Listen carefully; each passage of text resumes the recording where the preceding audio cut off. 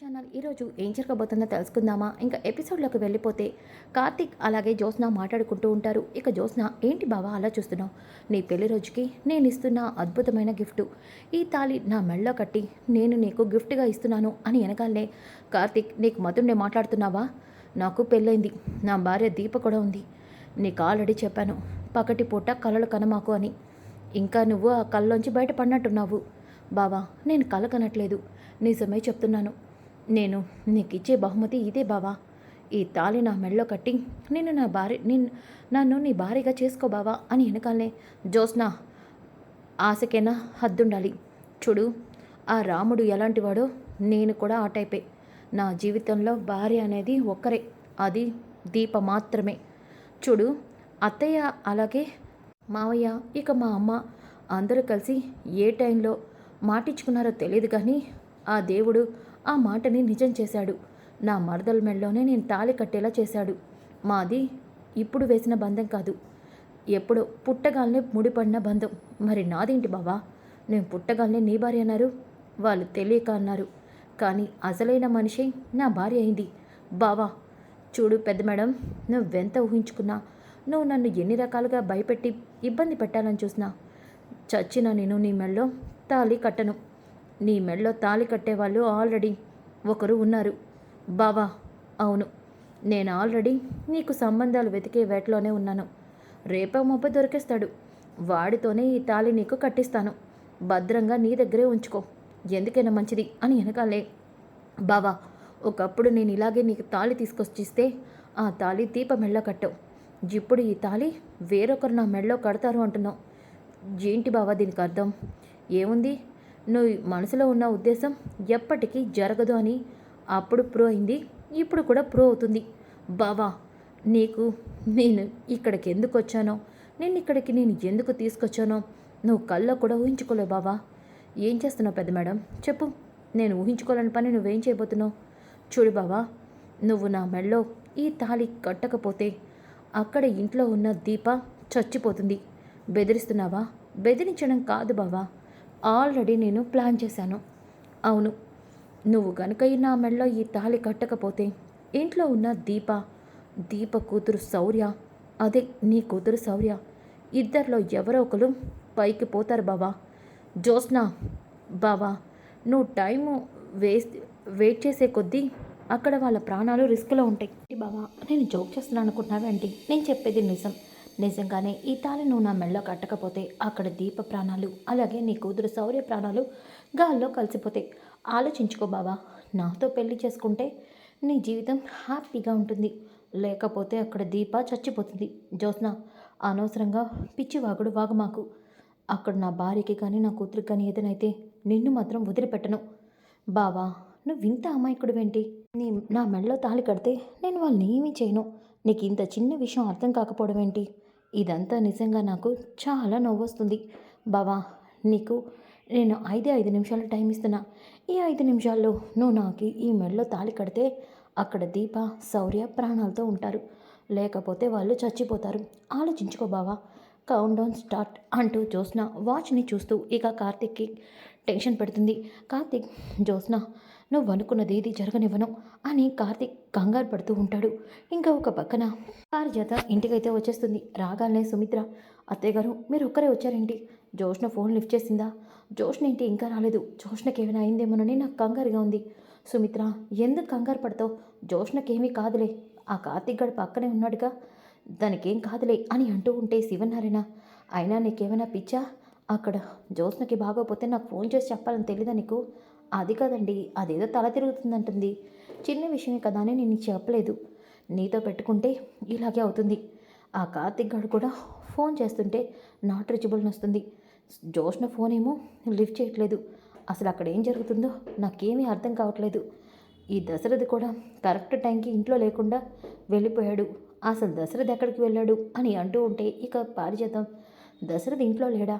జ్యోత్స్న గురించి తెలిసి కూడా దశరథ్ ఎక్కడికి వెళ్ళినట్టు అని అనుకుంటూ ఉంటే ఇంకా ఒక పక్కన జ్యోత్స్న అయితే, బావా నీకు ఇచ్చిన టైం అయిపోయింది, ఇప్పుడు దీప ప్రాణాలు ఫస్ట్ గాల్లో కలిసిపోతాయి, చూస్తావా బావా?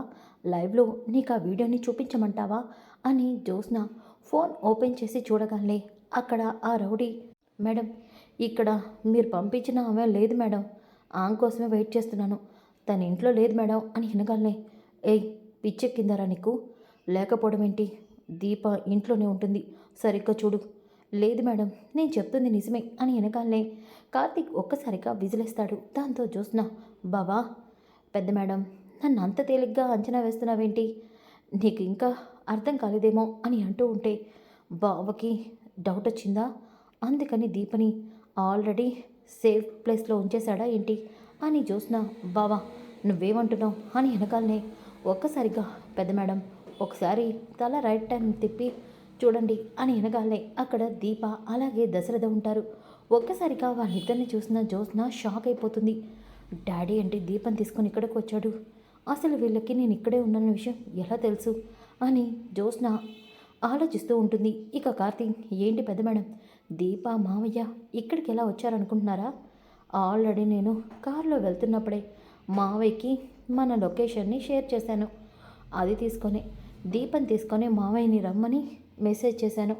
ఇప్పుడు మీ నాన్న వస్తున్నాడు, మీ నాన్న ముందు ఎలా ఏం చెప్పి తప్పించుకుంటావో తప్పించుకో. ఇప్పుడు నీ చేతిలో ఉన్న ఈ తాళిబొట్టిని చూస్తే ఖచ్చితంగా మావయ్యకి నీ మీద డౌట్ వస్తుంది, అప్పుడు నీవే నిజం చెప్పాల్సి వస్తుంది, ఆలోచించుకోండి పెద్ద మేడం అని వెనకాలనే వెంటనే జ్యోత్స్న తన చేతిలో ఉన్న తాళిబొట్టుని లాక్కొని ఇక వెంటనే వెనక దాచేస్తుంది. అప్పుడే దశరథ దీపం తీసుకొని అక్కడికి వస్తాడు. కార్తీక్, దీపం తీసుకొని నువ్వు పంపిన లొకేషన్కి రమ్మని నాకు మెసేజ్ చేసావు, ఏమైందిరా? జ్యోత్స్న నీకు కళ్ళు తిరుగుతున్నాయని పిన్ని చెప్పింది, మరి హాస్పిటల్కి వెళ్లకుండా ఇక్కడేం చేస్తున్నారు? ఏమైంది జ్యోత్స్న, మాట్లాడవేంటి అని వెనకాలనే, నేను అదే అడుగుతున్నాను సార్, జ్యోత్స్నకి కళ్ళు తిరుగుతున్నాయి అంది పెద్ద మేడం, హాస్పిటల్కి వెళ్దామంటే హాస్పిటల్కి తీసుకెళ్లకుండా నన్ను ఊరంతా తిప్పుతూ ఇక్కడ ఆపింది, అలాగే నాకేదో గిఫ్ట్ కూడా ఇస్తానంది, అదే అడుగుతున్నాను సార్ అని వెనకాలనే, జ్యోత్స్న నిన్నే అడిగేది చెప్పు, అసలు నువ్వు కార్తీక్ని ఇక్కడికి ఎందుకు తీసుకొచ్చావు? వాళ్ళ పెళ్లి రోజుని తెలుసు కదా, వాడు ఇంటికి వెళ్ళాలని చెప్తే గుడికి వెళ్ళి వచ్చేయడమే అని చెప్పావు కదా, మరి ఇదంతా ఏంటి చెప్పుదే జ్యోత్స్న అని వెనకాలనే, డాడీ నాకు కొంచెం హెడేక్గా ఉంది, అందుకే బావని హాస్పిటల్లో డ్రాప్ చేయమన్నాను, మరి ఇక్కడికి ఎందుకు వచ్చారు అంటే, డాడీ అది తలనొప్పిగా ఉంది కదా, కాసేపు కార్ దిగితే ఇక్కడ ఉన్న ఈ చెట్ల వల్ల రిలాక్సినేషన్ వచ్చి హెడేక్ తగ్గుతుంది అనుకున్నాను, అంతలో నువ్వు వచ్చావు డాడీ. దీప కార్తీక్ చెప్పాడు దీపం తెమ్మని, అందుకే తీసుకొచ్చాను. సరే డాడీ మీ ఇద్దరు ఇంటికి బయలుదేరండి, నేను బావ కూడా వచ్చేస్తాం అని వెనకాలనే దశరథ, అవసరం లేదమ్మా కార్తీక్, నువ్వు దీపం తీసుకొని కారులో ఇంటికి బయలుదేరు, అలాగే ఈరోజు మీ పెళ్లి రోజు కాబట్టి ఈరోజు కార్ మీతో పాటు ఉంచుకోండి, నాన్న కూడా చెప్పాడు కదా, ఈరోజు మీరు ఫుల్గా ఎంజాయ్ చేయండి, ఇదిగో డబ్బులు కూడా.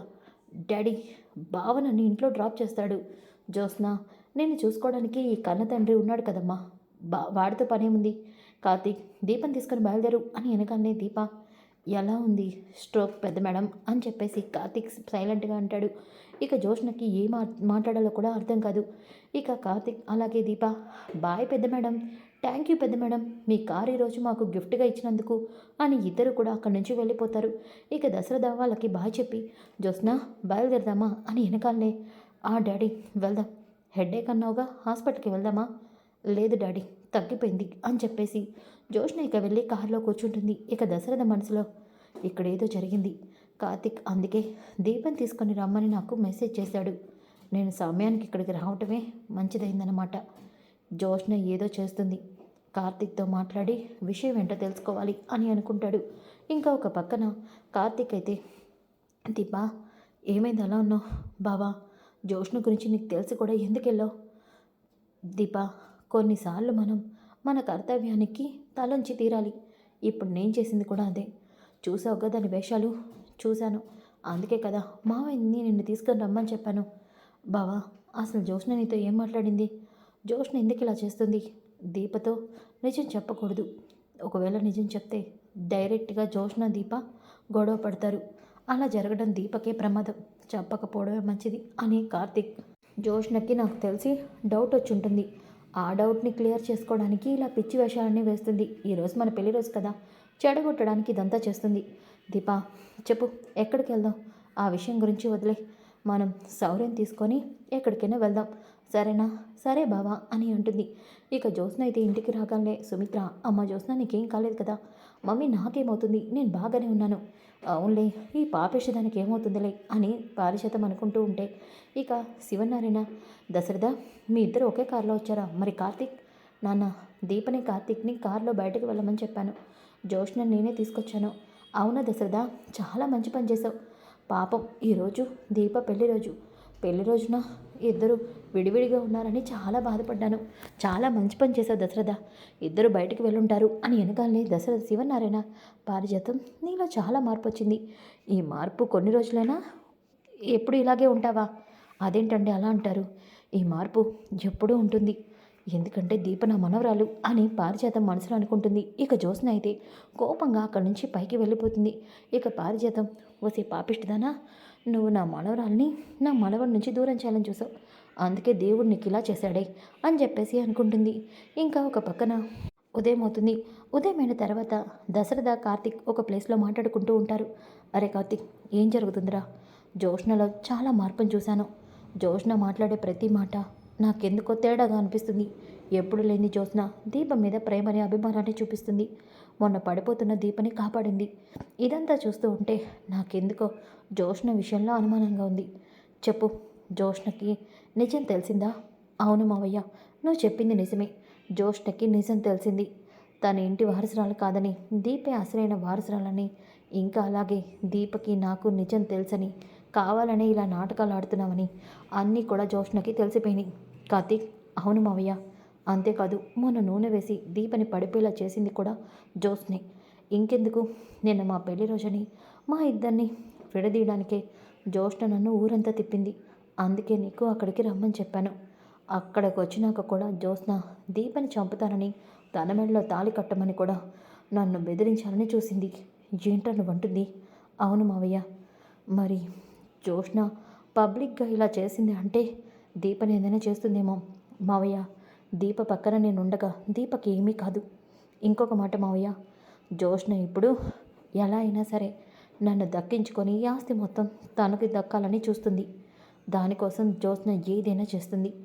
అది చేయకుండా జ్యోత్స్న అంతటా జ్యోత్స్నే అత్త ముందు తన ఇంటి వారసురాలు కాదని ఒప్పుకునేలాగా, తన తప్పులన్నింటినీ కూడా తెలుసుకునేలా చేస్తాను. ఎలారా? కుదురుతుంది మావయ్య. కొంతమందికి ఏం చేయాలో అదే చేయాలి. ఒరే కార్తీక్, మరి మా పిన్ని సంగతి ఏంటి? మా పిన్నింటి దీపం మీద ప్రేమ చూపిస్తుంది. అది కూడా ఏదైనా నాటకమా? లేదు మావయ్య, పారు దీపం మీద చూపించే ప్రేమ నిజమైంది. ఏంటో నువ్వంటుంది? అవును, పారు దీప తన మనవరాలని దాసమావితే చెప్పించాను. అది నిజమనుకొని పారు దీపం మీద ప్రేమను చూపిస్తుంది. ఏంటో నువ్వంటుంది? అవును మావయ్య, పారు దీపను పట్టుకొని ఎన్నో మాటలంది కదా, అందుకే అలా చేశాను. కొన్ని రోజులు దీపే తన మనవరాలని పారు నమ్ముతుంది. మంచి పని చేసావురా. అందుకే మా పిన్నిలో అంత మార్పు వచ్చిందన్నమాట. అవును మావయ్య, ఇప్పుడు పారు కూడా జ్యోత్స్నకి దగ్గర లేదు. కాబట్టి జ్యోత్స్న ఒంటరిగా ఉంది. ఇలాంటప్పుడే జ్యోత్స్న నిజాన్ని బయట పెట్టించడానికి అవకాశం ఉంటుంది. జ్యోత్స్నకి ఈ రోజు నుంచి కౌంట్డౌన్ స్టార్ట్ అవుతుంది మావయ్య. ఏంటో నువ్వంటుంది? అవును, ఈ పాటికి మాస్టర్ బయలుదేరే ఉంటారు. పద మావయ్య, లోపలికి వెళ్దాం. లోపలికి వెళ్ళాక మాస్టర్ వచ్చాక జ్యోత్స్న అసలు బండారం ఇంకా బయటపడుతుంది. తాత అలాగే అత్త జ్యోత్స్నని ఈరోజు అసహించుకోవడం గ్యారంటీ. ఏంటో నువ్వంటుంది? అవును మావయ్య, పద లోపలికి అని అంటాడు. ఇంకా అప్పుడే శ్రీధర్ కూడా ఇంటికి వస్తాడు. శ్రీధర్ రావడం చూసిన శివనారాయణ, శ్రీధర్ ఇలా వచ్చావేంటి? మావయ్య గారు మీతో ఒక విషయం చెప్పాలి. అది సమయం లేక చెప్పట్లేదు. ఈరోజు ఆ విషయం గురించి మాట్లాడదామనే వచ్చాను. ఏంటి శ్రీధర్ అది? మన ఆఫీస్లో ఫ్రాడ్ జరిగింది కదా, అకౌంట్స్లో తప్పులు. ఆ ఫ్రాడ్ ఎలా జరిగిందో, అది దానికి కారణం ఎవరో తెలిసింది. ఆ విషయం చెప్దామని వచ్చాను అని వెనకాలనే జ్యోత్స్న చాలా టెన్షన్ పడిపోతూ ఉంటుంది. ఇక కార్తీక్, ఏంటి మాస్టారు మంచి తీపి కబురు తీసుకొచ్చి ఇంకా అలా సైలెంట్గా ఉంటారేంటి? చెప్పండి, ఆ దొంగ ఎవరు? మన అకౌంట్లో ఫ్రాడ్ చేసి మనం బిజినెస్ నష్టం తెప్పించిన వాళ్ళు ఎవరో చెప్పండి అని వెనకాలనే శివనారాయణ, అవును శ్రీధర్, వాళ్ళు ఎవరైనా సరే నేను ఎట్టి పరిస్థితిలో క్షమించను. వాళ్ళకి చట్టపరంగా శిక్ష పడేలా చేస్తాను. చెప్పు ఎవరు అని వెనకాలనే మావయ్య గారు, ఎవరో కాదు జ్యోత్స్నే అని వెనకాలనే సుమిత్ర అందరూ కూడా షాక్ అవుతారు. జ్యోత్స్న? అవును మావయ్య గారు, నేను చెప్పేది నిజం. నిజంగానే మన రెస్టారెంట్లు నష్టాల్లోకి రావడానికి కారణం జ్యోత్స్న. జోష్న రాసిన తప్పుడు లెక్కలు, తప్పుడు అకౌంట్స్ వల్లే ఇదంతా కూడా జరిగింది. కావాలంటే చూడండి అని మొత్తం డీటెయిల్స్ అన్నింటినీ కూడా శివనారాయణకి చూపిస్తాడు శ్రీధర్. ఇక ఒక్కసారిగా జోష్న చాలా టెన్షన్ పడుతూ ఉంటుంది. ఇక పారిజాతం దీనికి తిక్క కుదిరింది, లేకపోతే నేను నా కార్తిక్ గారిని నా మనవరాల నుంచి దూరం చేయాలని చూస్తుందా అని మనసులో ఆనందపడిపోతూ ఉంటుంది. సో ఫ్రెండ్స్, అప్కమింగ్ ఎపిసోడ్స్ ఇలాగే ఇంట్రెస్టింగ్గా ఉంటాయి. డోంట్ మిస్ ఈ వీడియో. నచ్చితే లైక్ చేయండి, షేర్ చేయండి. Thanks for watching.